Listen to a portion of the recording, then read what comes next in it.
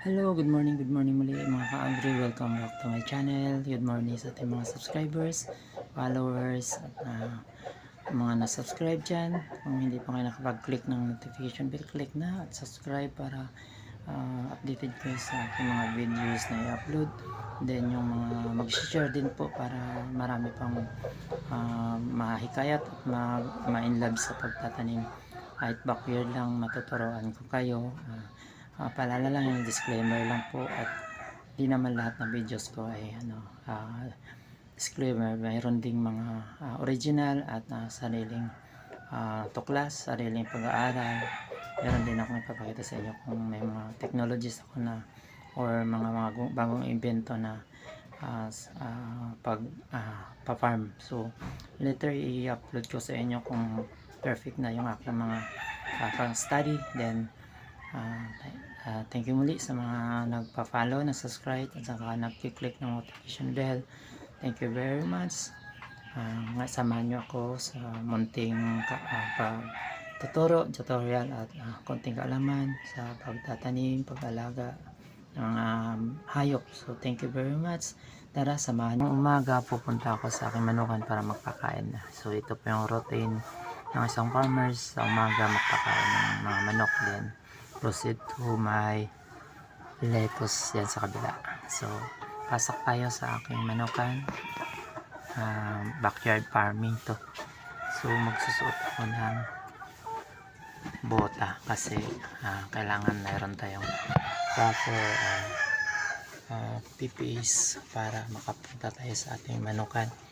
So magsusuot ako ng bota para di tayo maputikan. Yan po. Yan po. Bota. Hindi masyadong kita. Yan po. Nagsusuot ako ng bota para papasok ako sa farm.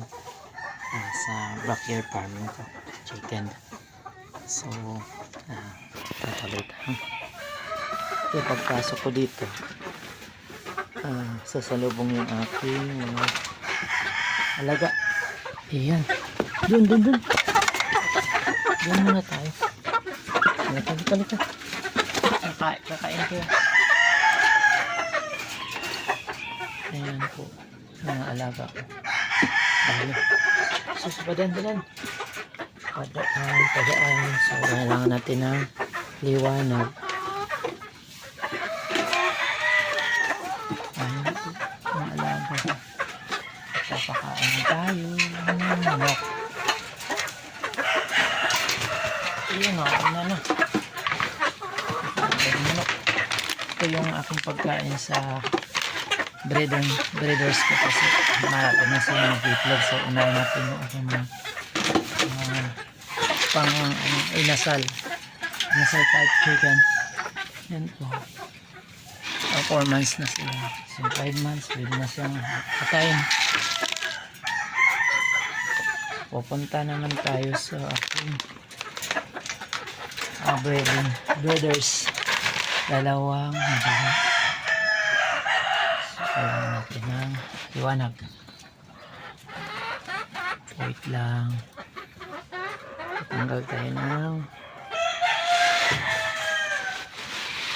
pwede madilim. So ayun, kita na. Pasensya na, dalawang babae at saka isang roster. Pakain tayo ngayon ng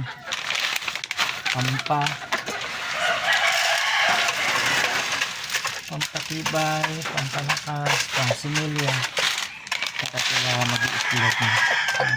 Gamit tayo ng disclaimer lang po. Ito po ay aking mga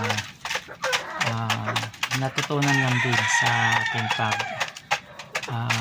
explore ng farming. So backyard farming muna tayo kasi maliit pa lang. So ayan, kumakain na sila. Yung dalawang babae so ito, di pa to mag-itlog pa lang to, turn to mature kasi 4 months pa lang sila. So start na sila ng matured. So 5 months siguro start na sila mag-itlog. So ito po ay Rhode Island Red. Kaya na nag-iingay na sila kasi nangingi ng pagkain. Kulang. So di ko man sila binibigyan ng biglaan kasi gusto ko yung nakakain nila agad kasi baka masira lang. So magulo po dyan kasi tambakan po ng bote. So wala po akong space na paglagyan dyan. Kaya dyan na lang muna sila. So sobrang sikip na po kasi yung kalahati ginawa ko yung lettuce ito. Nagkaroon po siya ng divider kasi naapektuhan po yung lettuce sa ammonia ng manok, ng tae ng manok. So nagamit po ako ng feeds para sa pagkain nila kasi hindi po, wala po ang time para gumawa ng sariling pagkain nila kasi may pasok ako sa trabaho, pabrika. So later ito continue ko yung aking video sa lettucean. Standby. So ito po yung gamit kong meter, pH meter. Kompleto na to, 5-in-1. Nandito na po yung pH meter, ppm, salt, measurements, then sa aquarium pwede siya. Then pwede siya sa basta marami siyang gamit. Then ito po yung gamit ko ngayon kasi mas accurate siya compare dito sa mga uluma ko. So hindi ko na lang din pakita para po sa privacy po ng supplier. So ito po yung aking gamit ngayon. So dahil bago siya, iniingatan ko. So, pero nagamit ko na siya paggawa ng ating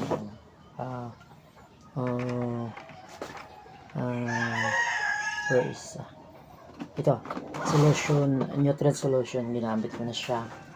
Gumawa ako kagabi ng nutrient solution.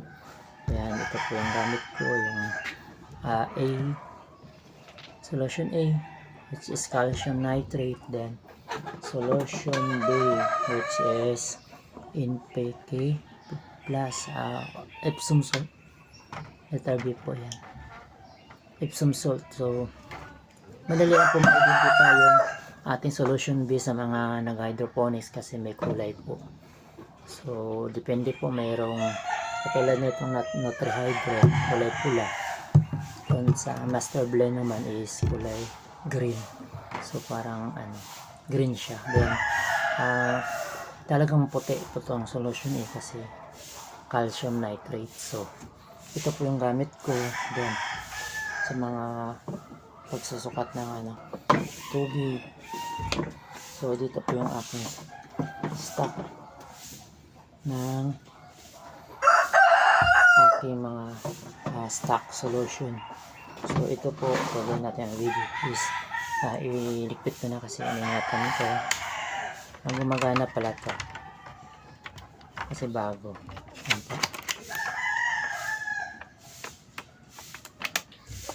Yan po, gumagana po yan. So i-off natin kasi nakita ko lang naman. Okay, likpit natin kasi siyempre kaya nga po ako mag-organize ng aking mga gamit kasi bawal po ito mainitan, hindi po ito pwede sa loob ng ng greenhouse. So nagkaroon tayo ng proper na lagayan ng mga ating mga gamit. So nandito meron akong lighter, flashlights. Mga gamit ko to kasi pag nagluluto ng kokopit, then flashlight para sa importanteng mga bagay pagsilip ng ating mga reservoir. So meron din tayong mga protection, halimbawa ayan kasi mga secret na lang po yan, chicken drugs. So meron tayong drugs dito pero ubos na. Chicken drugs, baliktad. So proceed tayo sa fertilizer. Meron tayong mga pang pamatay fungus, then meron tayong atong tawag nito, yung tayong spray tayo ng nakalimutan ko, basta pang siya mapalago. Then meron pa tayong mga natirang ayan magnesium sulfate.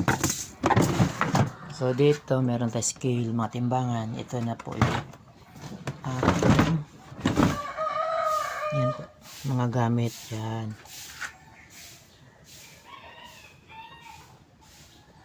Ayun. Wait lang we continue. Yan po mga gamit ko sa itimbang. May mga timbangan tayo dito. Meron tayong digital na timbangan. Yan po, gumagana po yan. Meron din tayong pagdating sa farm, meron tayong manual na dibitin. Yan po, gagana po yan po. Gagana po yan. Yan po. So meron tayong ganyan, meron naman tayong manual din. Yan, meron tayong manual na timbangan. Yan, tapos gumagana din yan. Yan, tapos meron tayong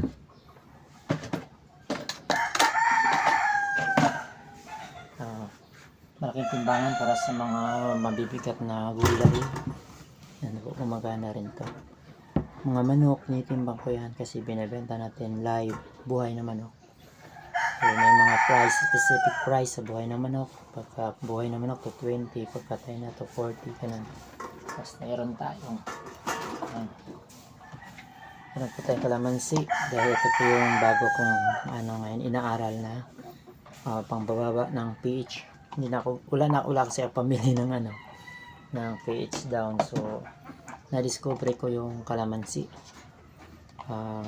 Ito pala yung pang pababa ng pH. Then later pag-aralan ko rin yung soda, pang pataas naman ng pH. Then ito yung mga ang gamit ko. Meron tayong panel para sa ating mga pagtitimbang. Then meron tayong mga specific na gamit like this calcium. So pag calcium nitrate is calcium lang talaga, di siya pwedeng gamitin sa iba para iwasan yung yung kontaminasyon. Yan, calcium nitrate. Then meron tayong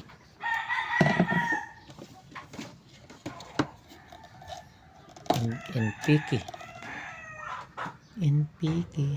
specific din po, di siya pwedeng gamitin sa iba. Then meron tayong Epsom salt. So meron tayong mga measuring cup para sa pagsusukat ng nutrient. Malabo na, so bibili ako ng bago. Malabo na ito. Meron tayong mga tira-tirang nutrient, yung di natin pwedeng ibalik. Ayan. A and B may natitira konti, so kailangan din natin ibabalik kasi na siya, kontaminado na rin siya, na na siya. Meron tayong karon pa ako ng yung pinaka measuring cup na pang maliitan, yung 2.5 ml kasi malalaki to. So dito pusit tayo sa yan po, scale. Pusit po tayo sa wire and tali kasi kailangan natin sa greenhouse yung mga tali. So like this one, ito po yung para sa UV light natin.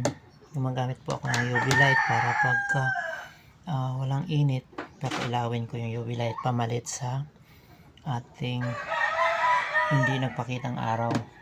So may tali tayo. Meron tayo dito soldering iron. Gumagamit din yung soldering iron pambutas ng styro cup. So wait lang, papakita ko sa inyo yung styro cup. Styro cup, ito po yung ginagamitan ko nitong wait lang.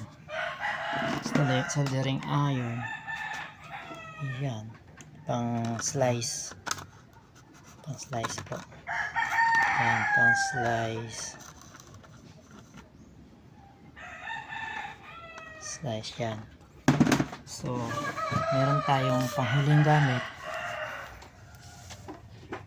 Pangalawa pa sa gamit ko is accessories.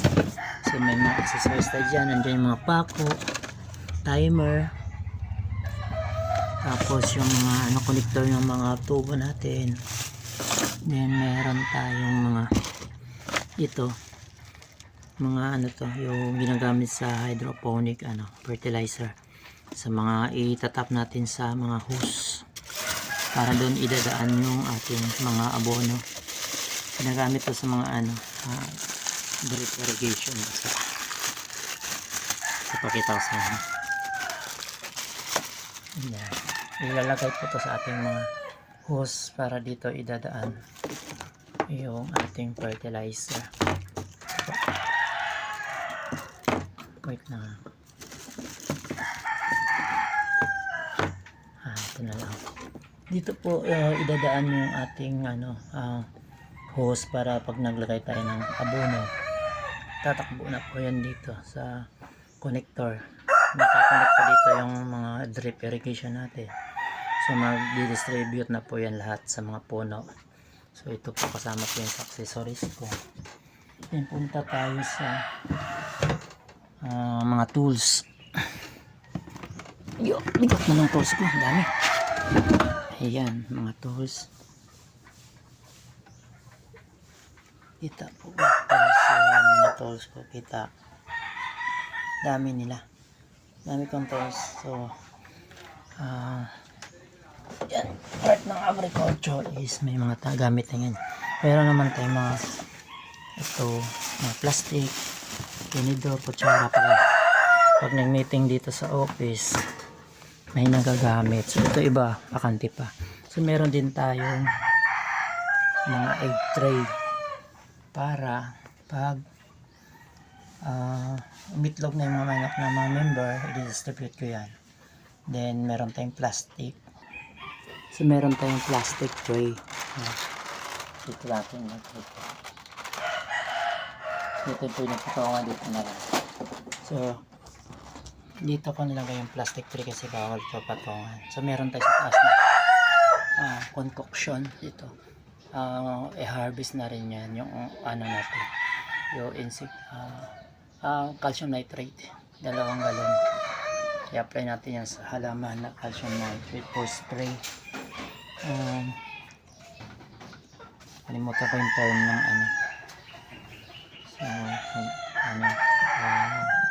meron tayong proseso dyan, yung pag-aabunan ng spraying sa dahon. Nakalimutan ko na. So proceed tayo. Kompleto na. Meron tayong kamatay lamok sa office. Then meron tayong mga tools dito. Wait lang yan po, meron tayo dito water pump. Ayan, mga sprayer. Then dito marami tayo naka-imbak na mga tools. Like yan, wheelbarrow. Yung wheelbarrow na tulak-tulak. Then marami dyan mga bota. Then sa lalim marami mga pala, rake. Then kung ano merong grass cutter. So tambak po tayo dyan ng mga gamit, mga tools sa farming. Then proceed tayo sa latisan. Ito pala yung office. Proceed tayo sa ating latisan. Ito yung aking latisan, mga kabro. Ayan. So dito po ako gumagawa ng aking pagpupunla sa wing. Ito po yung pinakamesa ko din. Ito pansamantala habang nagpa-laki ako ng mga punla. kasi ito 10 days na, ito 7 and 10 days. So after 15 days, so next week i-transfer ko na siya dito sa mga styro box. So ito kailangan natin itong tanggalin, tatanim na natin sa lupa. Kailangan na natin itanim sa lupa kasi papalitan na natin ng lettuce. So tanggalin na natin sila dito para puro lettuce na makita. Meron ka kung gamit ng mga UV lights ng ganito para pagka hindi mainit, bubuhayin yan. So palot, ito yung gamit ko pang spray. Tapos ito yung luma old pinagpa-arbisan na cockpit. Kailangan yun lagain ulit. Then ito yung aking NFT system. Yan, NFT system. So nakahanda na rin po yan para sa ating transplanting. So this is 10 days, 15 days, 5 days zone mag transplant na. So magiging lettuce na lahat yun dyan. So dyan sa likod manukan. So ngayon ito po yung aking reservoir sa lalim. Reservoir, dyan po yung motor. So hanggang dito na lang ako. Thank you very much sa mga subscribers, followers. Don't forget to hit the bell button, then subscribe. Thank you very much. Bye bye.